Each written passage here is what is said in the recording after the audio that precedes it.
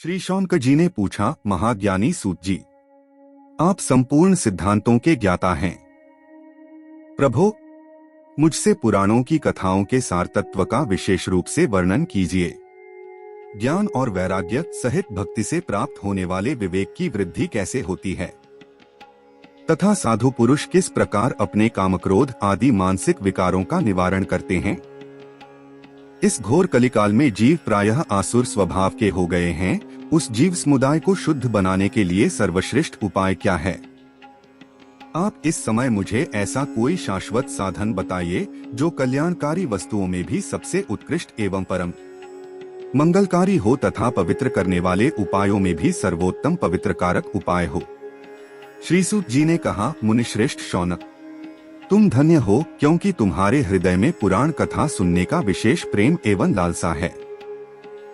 इसलिए मैं शुद्ध बुद्धि से विचार कर तुमसे परम उत्तम शास्त्र का वर्णन करता हूँ। वत्स, वह संपूर्ण शास्त्रों के सिद्धांत से संपन्न, भक्ति आदि को बढ़ाने वाला तथा भगवान शिव को संतुष्ट करने वाला है। कानों के लिए रसायन, अमृत स्वरूप तथा दिव्य है, तुम उसे श्रवण करो। मुने, वह परम उत्तम शास्त्र है शिव पुराण, जिसका पूर्व काल में भगवान शिव ने ही प्रवचन किया था। सूत जी बोले, मुने, जो मनुष्य पापी, दुराचारी, खल तथा कामक्रोध आदि में निरंतर डूबे रहने वाले हैं, वे भी इस पुराण के श्रवण पठन से अवश्य ही शुद्ध हो जाते हैं।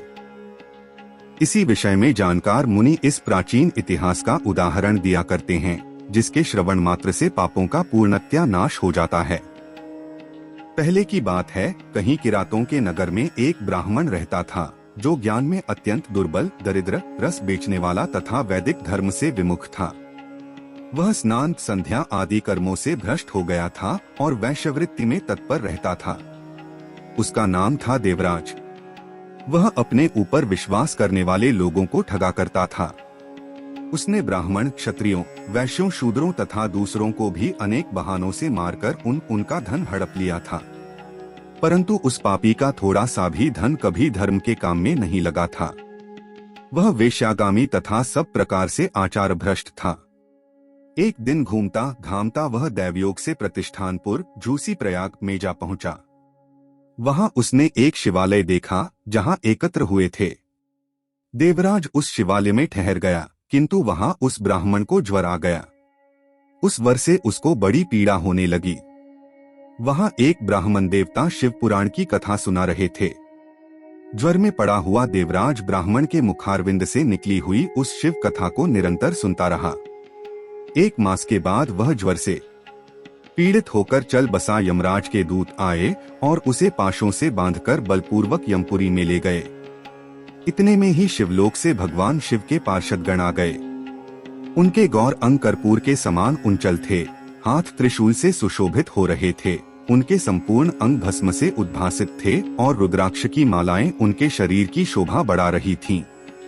वे सब के सब क्रोधपूर्वक यमपुरी में गए और यमराज के दूतों को मारपीट कर बारंबार धमकाकर उन्होंने देवराज को उनके चंगुल से छुड़ा लिया और अत्यंत अद्भुत विमान पर बिठाकर जब वे शिवदूत कैलाश जाने को उद्यत हुए, उस समय यमपुरी में बड़ा भारी कोलाहल मच गया। उस कोलाहल को सुनकर धर्मराज अपने भवन से बाहर आए। साक्षात दूसरे रुद्रों के समान प्रतीत होने वाले उन चारों दूतों को देखकर धर्मज्ञ धर्मराज ने उनका विधिपूर्वक पूजन किया और ज्ञान दृष्टि से देखकर सारा वृत्तांत जान लिया। उन्होंने भय के कारण भगवान शिव के उन महात्मा दूतों से कोई बात नहीं पूछे।